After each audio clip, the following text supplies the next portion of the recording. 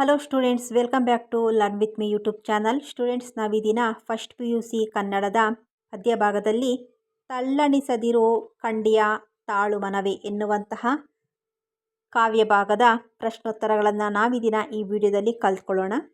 ಈ ಪದ್ಯ ಭಾಗವನ್ನು ಅಂದರೆ ಈ ಕಾವ್ಯ ಭಾಗವನ್ನು ರಚನೆ ಮಾಡಿದಂಥವರು ಕನಕದಾಸರು. ಅಭ್ಯಾಸವನ್ನು ನೋಡೋದಾದರೆ ಸಂದರ್ಭ ಸೂಚಿಸಿ ಸ್ವಾರಸ್ಯವನ್ನು ವಿವರಿಸಿ. ಫಸ್ಟ್ ಕ್ವಶನ್, ಕಟ್ಟೆಯನ್ನು ಕಟ್ಟಿ ನೀರೆರೆದವರು ಯಾರು? ಕನಕದಾಸರು ರಚಿಸಿರುವ ತಲ್ಲಣಿಸದಿರು ಕಂಡ್ಯ ತಾಳು ಮನವೇ ಎಂಬ ಕೀರ್ತನೆಯಿಂದ ಈ ಮೇಲಿನ ವಾಕ್ಯವನ್ನು ಆಯ್ದುಕೊಳ್ಳಲಾಗಿದೆ. ದೇವರು ನಮ್ಮನ್ನು ಸಲಹುವ ಸರ್ವಶಕ್ತನೆಂಬುದನ್ನು ವಿವರಿಸುತ್ತಾ ಕನಕದಾಸರು ಉದಾಹರಣೆಯಾಗಿ ಬೆಟ್ಟದ ತುದಿಯಲ್ಲಿ ಹುಟ್ಟಿ ಬೆಳೆಯುವ ಮರದ ವಿಚಾರವನ್ನು ಪ್ರಸ್ತಾಪಿಸಿರುವರು. ಮರವೊಂದು ಬೆಟ್ಟದ ತುದಿಯಲ್ಲಿ ಹುಟ್ಟಿ ಬೆಳೆಯುತ್ತದೆ. ಯಾರೂ ಅವನ್ನು ಬೀಜ ನೆಟ್ಟು ಬೆಳೆಸುವುದಿಲ್ಲ, ನೀರು ಉಣಿಸಿ ಸಲಹುವುದಿಲ್ಲ. ದೇವರೇ ಅದನ್ನು ಸೃಷ್ಟಿಸಿದವನು, ಹೆಮ್ಮರವಾಗಿ ಬೆಳೆಸಿದವನು. ಅದರಂತೆಯೇ ನಮ್ಮೆಲ್ಲರನ್ನು ದೇವರು ಕಾಪಾಡುವುದರಲ್ಲಿ ಯಾವ ಅನುಮಾನವೂ ಇಲ್ಲವೆಂದು ಕನಕದಾಸರು ಹೇಳಿದ್ದಾರೆ. ಪವಳದ ಲತೆಗೆ ಕೆಂಪಿಟ್ಟವರು ಯಾರು? ಕನಕದಾಸರು ರಚಿಸಿರುವ ತಲ್ಲಣಿಸದಿರು ಕಂಡ್ಯ ತಾಳು ಮನವೇ ಎಂಬ ಕೀರ್ತನೆಯಲ್ಲಿ ದೇವರ ಸೃಷ್ಟಿಯ ಮಹತ್ವವನ್ನು ವಿವರಿಸುತ್ತಾ ಈ ವಾಕ್ಯವನ್ನು ರಚಿಸಿದ್ದಾರೆ.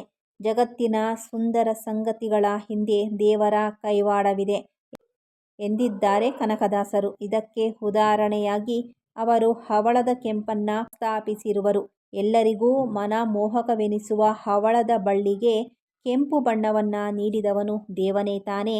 ಅದರಂತೆಯೇ ಯಾರಿಗೆ ಏನು ಕೊಡಬೇಕೆಂಬ ಸಂಗತಿಯನ್ನು ದೇವನು ಬಲ್ಲವನಾಗಿದ್ದನು. ಸಲಹುವ ತನ್ನ ಕೆಲಸವನ್ನು ತಪ್ಪದೆ ಮಾಡುತ್ತಾನೆ. ಇದರಲ್ಲಿ ಯಾವ ಅನುಮಾನವೂ ಬೇಡವೆಂದು ಕನಕದಾಸರು ಹೇಳಿದ್ದಾರೆ. ಎಲ್ಲರನ್ನೂ ಸಲಹುವನು, ಇದಕ್ಕೆ ಸಂಶಯವಿಲ್ಲ. ಕನಕದಾಸರು ರಚಿಸಿರುವ ತಲ್ಲಣಿಸದಿರು ಕಂಡ್ಯ ತಾಳು ಮನವೇ ಎಂಬ ಪ್ರಸಿದ್ಧವಾದ ಕೀರ್ತನೆಯ ಪಲ್ಲವಿ ಮತ್ತು ಪ್ರತಿಚರಣದ ಕೊನೆಯಲ್ಲಿ ಬರುವ ವಾಕ್ಯವಿದಾಗಿದೆ. ಮತ್ತು ಭಗವಂತನೇ ಎಲ್ಲರನ್ನ ಕಾಪಾಡುತ್ತಾನೆ ಎಂಬ ಇಡೀ ಕೀರ್ತನೆಯ ಸಾರಾಂಶವನ್ನು, ಆಶಯವನ್ನು ಈ ಮೇಲಿನ ವಾಕ್ಯವು ಸಾಬೀತುಪಡಿಸಿದೆ. ಬದುಕಿನಲ್ಲಿ ಎದುರಾಗುವ ಅನೇಕ ಕಷ್ಟ ಕೋಟಲೆಗಳಿಗೆ ಸಿಲುಕಿ ತಳಮಳಗೊಳ್ಳುವ ಮನಸ್ಸುಗಳು ತಮ್ಮನ್ನು ರಕ್ಷಿಸುವವರಿಲ್ಲವೇ ಎಂದು ಹಂಬಲಿಸುತ್ತದೆ. ಇಂತಹ ಮನಸ್ಸುಗಳಿಗೆ ಕವಿ ಕನಕದಾಸರು ತಮ್ಮ ಕೀರ್ತನೆಯಲ್ಲಿ ಎಲ್ಲರನ್ನೂ ಸಲಹುವ ದೇವನಿರುವಾಗ ಭಯವೇಕೆ, ನಮ್ಮೆಲ್ಲರನ್ನೂ ದೇವರು ತಪ್ಪದೆ ಸಲಹುತ್ತಾನೆಂದು ವಿವರಿಸುವ ಪ್ರತಿ ಸಂದರ್ಭದಲ್ಲಿಯೂ ಎಲ್ಲರನ್ನೂ ಸಲಹುವನು, ಇದಕ್ಕೆ ಸಂಶಯವಿಲ್ಲ ಎಂಬ ಮಾತನ್ನು ಪುನರಾವರ್ತಿಸಿದ್ದಾರೆ. ನೆಕ್ಸ್ಟ್ ಮೈನ್, ಒಂದು ವಾಕ್ಯದಲ್ಲಿ ಉತ್ತರಿಸಿ. ವೃಕ್ಷವು ಎಲ್ಲಿ ಹುಟ್ಟಿತ್ತು? ವೃಕ್ಷವು ಬೆಟ್ಟದ ತುದಿಯಲ್ಲಿ ಹುಟ್ಟಿತು. ಮೃಗ ಪಕ್ಷಿಗಳು ಎಲ್ಲಿ ಆಡುತ್ತಿದ್ದವು? ಮೃಗ ಪಕ್ಷಿಗಳು ಅಡವಿಯೊಳಗೆ ಆಡುತ್ತಿದ್ದವು. ಯಾವ ತೆರದಿ ಸ್ವಾಮಿ ನಮ್ಮನ್ನು ಬಿಡದೆ ರಕ್ಷಿಸುವನು? ಹೆತ್ತ ತಾಯಿಯ ತೆರದಿ ಸ್ವಾಮಿ ನಮ್ಮನ್ನು ಬಿಡದೆ ರಕ್ಷಿಸುವನು. ಅರಗಿಳಿಗೆ ಯಾವ ಬಣ್ಣವನ್ನು ಬರೆಯಲಾಗಿದೆ?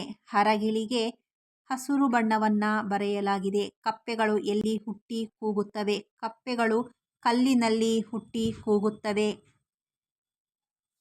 ಕನಕದಾಸರ ಕೀರ್ತನೆಗಳ ಅಂಕಿತ ಯಾವುದು? ಕಾಗಿನೆಲೆಯಾದಿಕೇಶವ ಎಂಬುದು ಕನಕದಾಸರ ಕೀರ್ತನೆಗಳ ಅಂಕಿತವಾಗಿದೆ.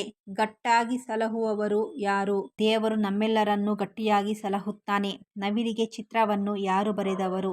ನವಿಲಿಗೆ ಚಿತ್ರವನ್ನು ಬರೆದವರು ಭಗವಂತನೇ. ತಲ್ಲಣಿಸುವವರು ಏನು ಮಾಡಬೇಕೆಂದು ಕವಿ ಹೇಳಿದ್ದಾರೆ?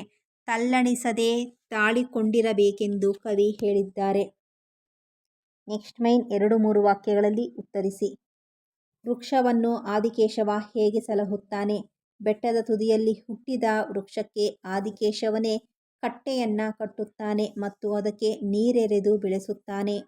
ಮೃಗ ಪಕ್ಷಿಗಳನ್ನು ಸ್ವಾಮಿಯು ಹೇಗೆ ರಕ್ಷಿಸುತ್ತಾನೆ?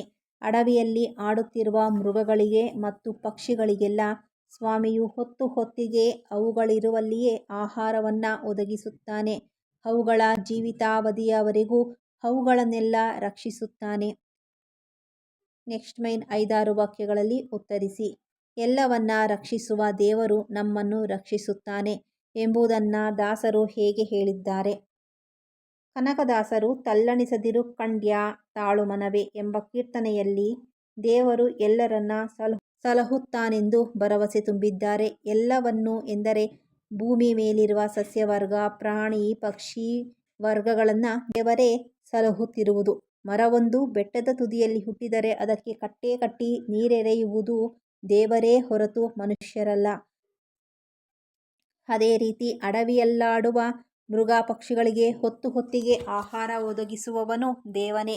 ಎಲ್ಲೋ ಕಲ್ಲಿನಲ್ಲಿ ಹುಟ್ಟುವ ಕಪ್ಪೆಗೂ ಅದಿರುವಲ್ಲಿಯೇ ದೇವರು ಆಹಾರ ದೊರಕುವಂತೆ ಮಾಡುವನು ಎಂದ ಮೇಲೆ ನಮ್ಮೆಲ್ಲರನ್ನ ಆತ ರಕ್ಷಿಸುವುದರಲ್ಲಿ ಯಾವ ಸಂಶಯವೂ ಇಲ್ಲ. ಏಕೆಂದರೆ ಹೆತ್ತ ತಾಯಿ ತನ್ನ ಮಗುವನ್ನು ಪೊರೆಯುವ ಹೊಣೆಗಾರಳು.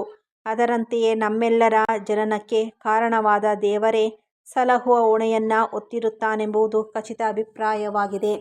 ಕನಕದಾಸರು ತಲ್ಲಣಿಸದಿರು ಮನವೇ ಎನ್ನಲು ಕಾರಣವೇನು? ಕನಕದಾಸರು ತಲ್ಲಣಿಸದಿರು ಮನವೇ ಎಂದಿರುವುದು ಮೇಲ್ನೋಟಕ್ಕೆ ತಮ್ಮ ಮನಸ್ಸಿಗೆ ತಾವೇ ಧೈರ್ಯ ಹೇಳುವಂತಿದೆ. ಆದರೆ ಅವರು ದೇವರು ಸಲಹುತ್ತಾನೆ ಎಂಬುದಕ್ಕೆ ನೀಡಿರುವ ಉದಾಹರಣೆಗಳ ಲೋಕಾನುಭವವನ್ನು ಗಮನಿಸಿದರೆ ಅವರು ತಲ್ಲಣಿಸದಿರು ಮನವೇ ಎಂದಿರುವುದು ತಳಮಳಕ್ಕೊಳಗಾಗದ ಎಲ್ಲ ಮನಗಳಿಗೆ ಎಂಬುದು ಗೋಚರಿಸುತ್ತದೆ. ಬದುಕಿನಲ್ಲಿ ಸುಖ ದುಃಖ ಕಷ್ಟಗಳೆಲ್ಲ ಒಂದನ್ನೊಂದು ಹಿಂಬಾಲಿಸುತ್ತದೆ. ಕಷ್ಟ ಬಂದಾಗ ಹೆದರಬಾರದು, ಬದಲಿಗೆ ದೈವದಲ್ಲಿ ನಂಬಿಕೆ ಇಡಬೇಕು. ದೇವರಿದ್ದಾನೆ ಎಂಬ ಸ್ಥೈರ್ಯವೇ ಕಷ್ಟಗಳನ್ನೆಲ್ಲ ಎದುರಿಸಲು ಬಲ ನೀಡುತ್ತದೆ. ಅಲ್ಲದೆ ದೇವರು ಕಷ್ಟ ಕೊಟ್ಟು ಸುಮ್ಮನೆ ನೋಡುತ್ತಾ ಕೂರುವುದಿಲ್ಲ. ಬದಲಿಗೆ ಆತ ಕೈ ಹಿಡಿದು ಕಾಪಾಡುವ ಹೊಣೆ ಹೊರುವುದರಿಂದ ತಲ್ಲಣಿಸುವ ಅಗತ್ಯವಿಲ್ಲವೆಂದು ಕನಕದಾಸರು ಹೇಳಿದ್ದಾರೆ ಎನ್ನಬಹುದು.